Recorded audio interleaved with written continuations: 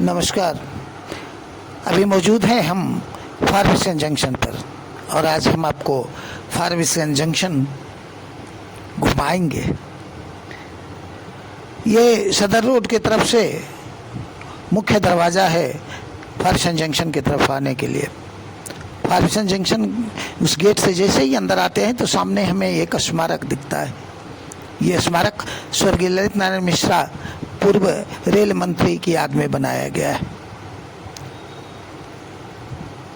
सामने मुख्य भवन है और लगता है कुछ अफरा तफरी का माहौल है। ट्रेन आई है शायद। इस भवन पर मधुबनी पेंटिंग की गई है जो बड़ा ही मनोहर लगता है। जब स्टेशन के बाईं ओर देखते हैं तो वहां हमें दो एटीएम दिखता है। एक स्टेट बैंक ऑफ इंडिया का जो भी बंद है और एक बैंक ऑफ बड़ौदा का। इसी के सामने पूर्वी भाग में एक बड़ा सा क्षेत्र है जो पार्किंग एरिया है। एक अच्छी व्यवस्था लगती है।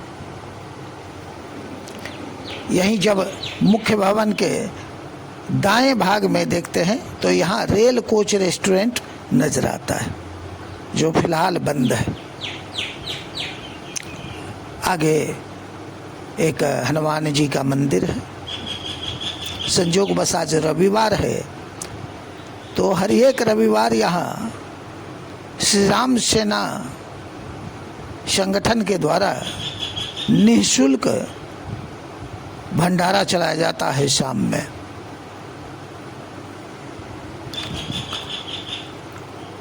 अब हम मुख्य भवन के अंदर प्रवेश करते हैं तो जैसे ही मुख्य भवन में हम प्रवेश करते हैं तो बाएं हाथ में कोने में पूछताछ केंद्र नजर आता है और उससे और बाएं होने पर शौचालय का।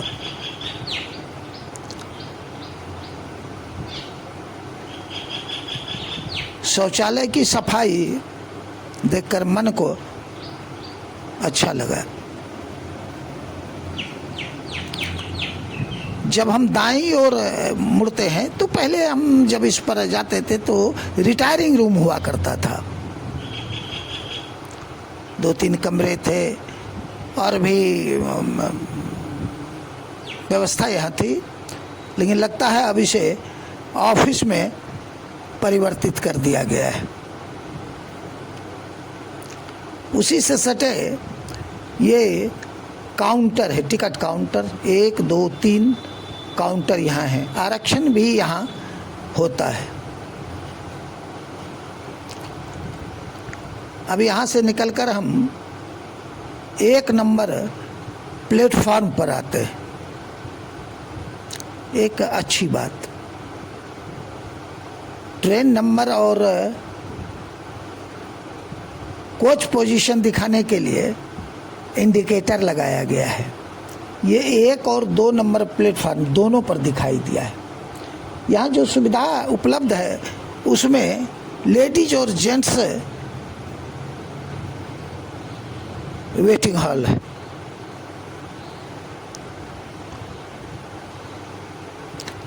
इसके साथ साथ और भी कई कार्यालय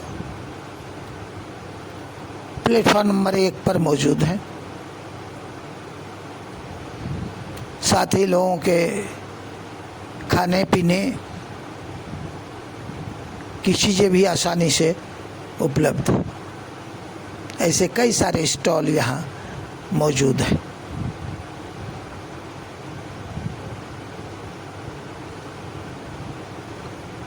रेलवे सुरक्षा बल कार्यालय,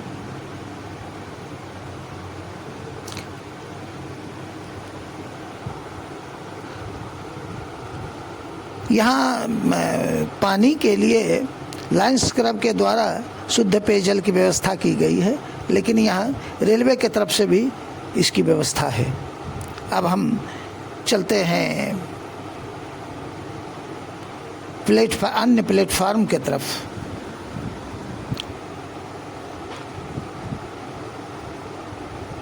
ये हमें दूसरे छोर पर भी ले जाएगा। इस पर आगे चलते हुए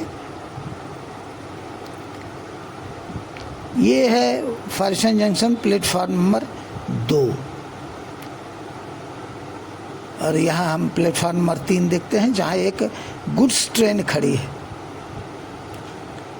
उसी से सटा हुआ ये प्लेटफार्म संख्या 4 है और ये बाहरी दूसरा क्षेत्र है।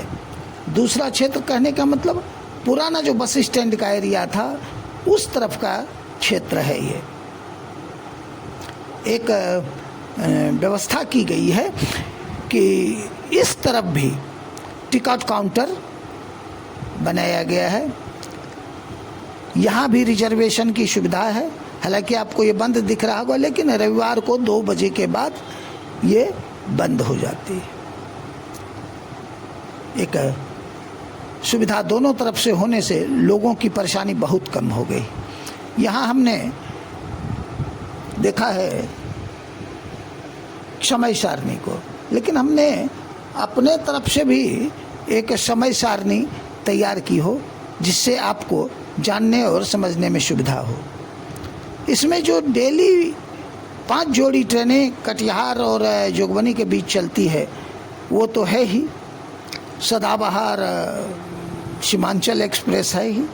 एक चीज़ बीच में चलती है कि उद्घाटन के समय, बड़ी लाइन उद्घाटन के समय ही जो कोलकाता एक्सप्रेस 3 दिन चलती थी वो भी अभी भी 3 दिन ही चलती है। जोगबनी सिलीगुड़ी इंटरसिटी एक्सप्रेस चलती है। लेकिन जो नया आया है वो है वंदे भारत एक्सप्रेस और जोगबनी रोड चलने वाली अमृत भारत एक्सप्रेस।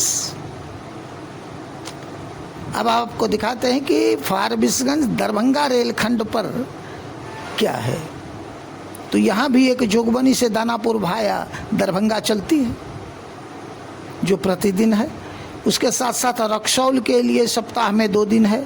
फारबिसगंज दरभंगा है, 2 ट्रेनें चलती हैं। अब हम देख रहे हैं कि सहरसा रेलखंड पर, यह सहरसा रेलखंड पर 2 ट्रेनें ही, एक एक्सप्रेस जो जोगबनी चलती। नमस्कार। अभी तक मैंने आपको अपने फारबिसन जंक्शन को अपनी नज़र से दिखाया है।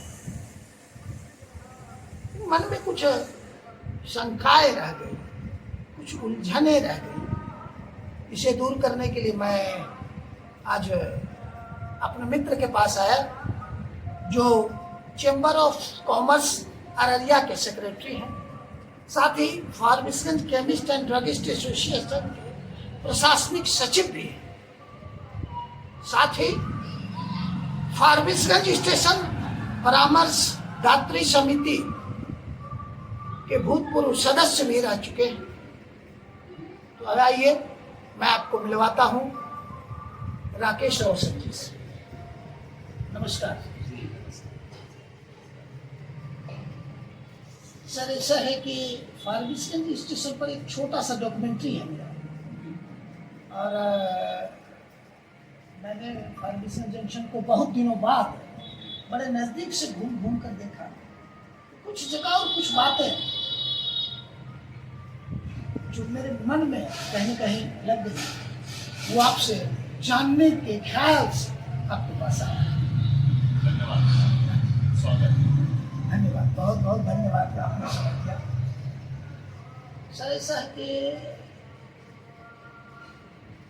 सबसे पहले कि स्टेशन पर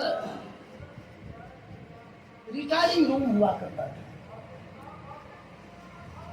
लेकिन अब लगा, जो हमने देखा है कि वो ऑफिस के रूप में परिणत हो चुका है। इसकी वजह सबसे बड़ी वजह है कि अपना जो फारबिसगंज रेलवे स्टेशन है उसमें जो रिटायरिंग रूम हुआ करता था, अभी वो विभागीय कार्य में ले लिया गया है। उसको चार्जिंग रूम, बैटरी रूम बनाया गया है। लेकिन हम लोगों ने मांग किया है रेलवे से कि आप जो है फारबिसगंज रेलवे स्टेशन को अमृत भारत रेलवे स्टेशन के तहत जो है ले।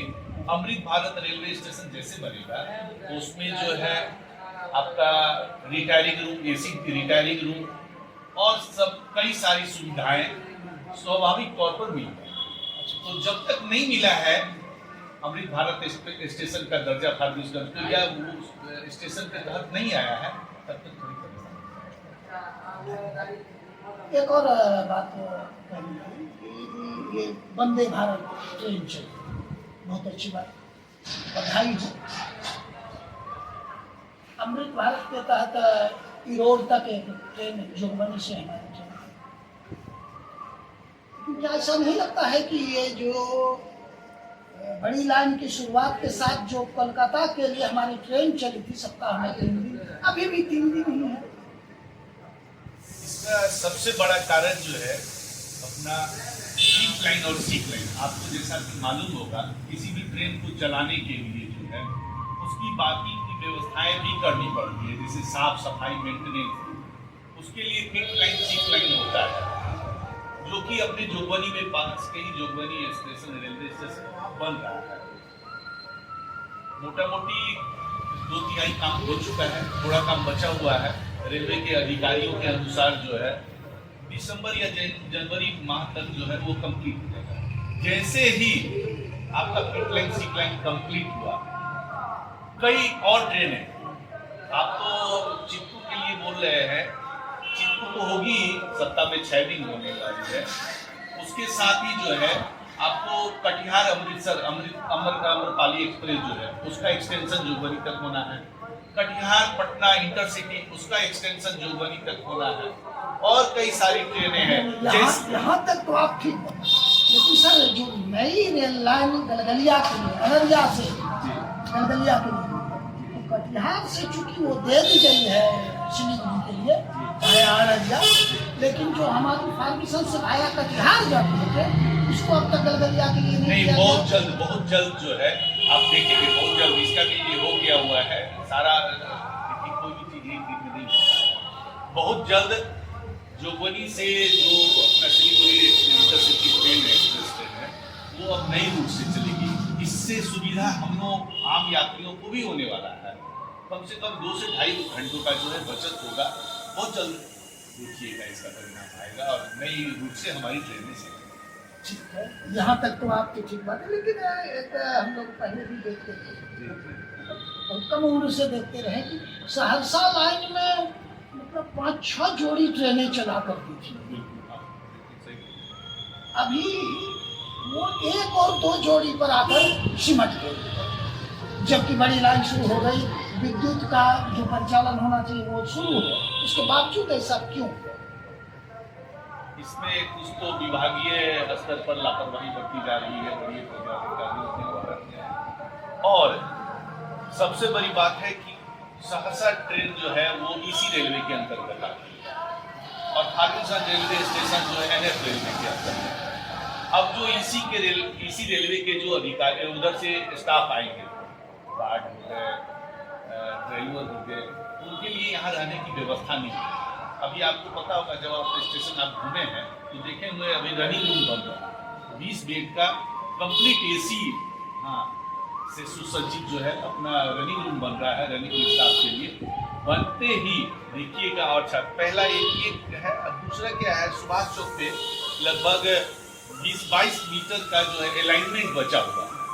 उसको ये होते साथ अभी आप देखे होंगे कि जनसाधारण एक्सप्रेस का जो एक्सटेंशन हुआ है वो नरपतगंज तक हुआ है, जबकि नरपतगंज तक नहीं होना है, उसको होना है फारबिसगंज तक। फारबिसगंज में अभी सुविधाओं का अभाव है अभी, इसलिए जो है अभी नरपतगंज जा रही है। जैसे रनिंग रूम बनेगा और अलाइनमेंट होगा, कई सारी ट्रेनें इसके अलावा जितनी ट्रेनें आप देख रहे हैं ना ललित ग्राम तक एक्सटेंड होकर आई हुई है, सारी ट्रेनें फारबिसगंज आएंगी।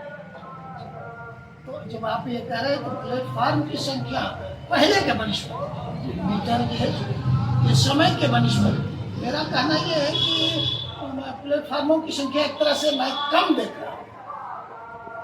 अभी जितनी ट्रेनें चल रही है उस अनुसार तो प्लेटफार्म जो है अपने पास ठीक है। एक प्लेटफॉर्म और जो है वो बढ़ सकता है। माल गोदाम साइड में जो बना हुआ है, जहाँ की माल गोदाम का ही है, वहाँ पर आपका रैंप आया हुआ है फुट ओवर ब्रिज का। तो अधिकारियों से बात हुई, उन्होंने बात किया अधिकारियों से। उनका कहना है जैसे ट्रेन बढ़ेगी रैंप को भी ठीक किया जाएगा, उधर भी पटरी दिखाया जाएगा। एक पर और आखिरी प्रश्न, क्या हम एक अच्छा वेटिंग हॉल, हमने देखा है मेरे वीडियो में भी है, एक अच्छा वेटिंग हॉल 2 नंबर 3 नंबर पर वैसी ही सुविधाएं जैसे रिफ्रेशमेंट के लिए हो या पानी के लिए हो, जो सुविधाएं 1 नंबर प्लेटफॉर्म पर है, क्या वो हमको 2 और 3 पर भी देखने को मिलेगा? ये सवाल बिल्कुल एग्जैक्ट सवाल है, बेहतरीन सवाल है। मैं कोशिश करूंगा कि ऊपर के अधिकारियों को आपकी इस जिज्ञासा को जो है एकदम सही तरीके से मैं रख सकूं, और रखूंगा इस मांग को कि प्लेटफॉर्म नंबर 2 और 3 पर क्यों नहीं ये सुविधा उपलब्ध कराई जाती है। जो पैसेंजर उधर से आते हैं 2 नंबर 3 नंबर प्लेटफॉर्म पे, उनको इधर आने की जरूरत नहीं है। 2 नंबर 3 नंबर प्लेटफॉर्म पे अपना वेटिंग हॉल का जो है सुविधा लाभ लेना। धन्यवाद राकेश जी, आपने जो समय दिया उसके लिए बहुत बहुत धन्यवाद।